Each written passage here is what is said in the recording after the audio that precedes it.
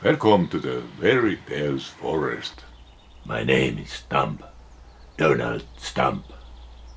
Here you will find all kinds of interesting and fascinating when you walk curiously, and all the senses are vigilant.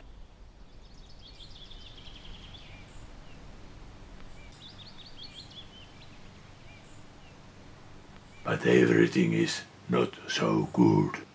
Some people, why are they destroying the nature, our home?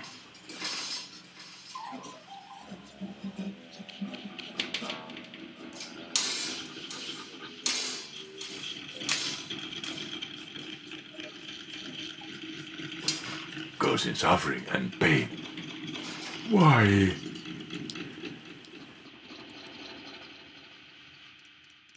Could we live in harmony and take care of nature?